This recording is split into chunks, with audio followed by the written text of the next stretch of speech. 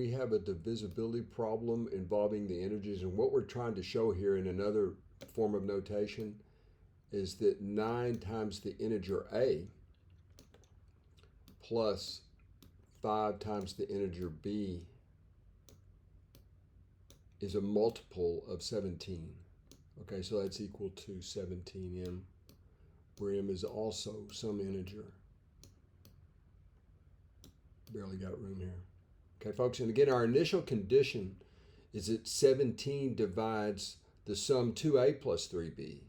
We want to show that 17 also, based on this given condition, divides the sum 9a plus 5b.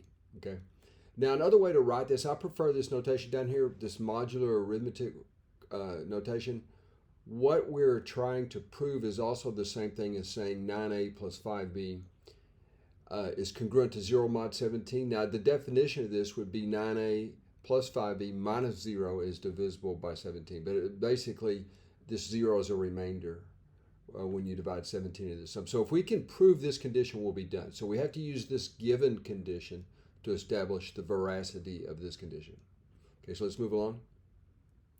Okay, now we're given, the pith of this is we're working with a given. We're given that 2a plus 3b is divisible by 17, this statement right here, written in modular arithmetic format. Now, a big find right here is to note, and you could do this with 2 or 3. I just arbitrarily chose 2. And let me write this a little more formally here. There's this notion of a multiplicative inverse. Let's say you have some integer a, and we're talking some modulus, okay?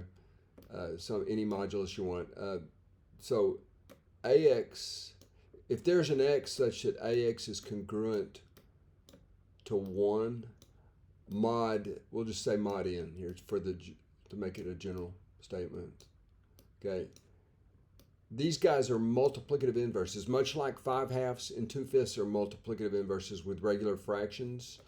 If a is given, if you can find an x, and you can always find an x provided n and a are relatively prime or coprime, then these are said to be multiplicative inverses. And that's exactly what 9 is with respect to 2, because 2 times 9 is 18, right? And 18 minus 1 is divisible by 17, okay? So since this is true, we can simplify this expression, you see. We multiplied through by 9 all the way through, okay? So you see this 1 that you see here would be a 1 right there, if I can put it there. Let me put a dot to connote multiplication.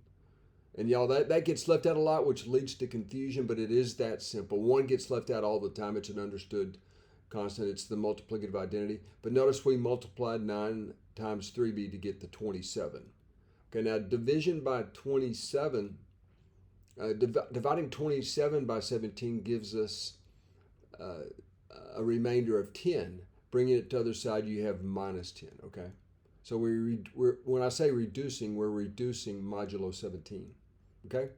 So we substituted into the object we're interested in, namely 9a plus 5b, and here we go, okay? And this is all fairly straightforward. I just substituted a equals to minus 10b. We got it all in terms of b, but what do you notice about this? This is congruent to 0. Mod, and I'll go ahead and write in mod 17. It's customary to leave out the mod thing as long as it's understood, because it just kind of clutters things up. Now, of course, why is that? Well, 5 times 17, right? 17 is the same as 0 mod 17. This is 5 times 17, right? So 17 is congruent to 0, and that is a retarded looking 0, folks, but that is 0 right there. Okay, 0. And it's QED time. That is congruent to 0. I don't know what happened to me there. But so QED, we're finished. And y'all, by the way, this problem was, I found out about this problem at Mass Stack Exchange. There was some kind of quarrel about, not a quarrel, but there was an interest in it about 10 years ago. And I'll put more about that in the comments. Okay, so hope you enjoyed that, and I hope you enjoyed this off-scale representation of our solar system.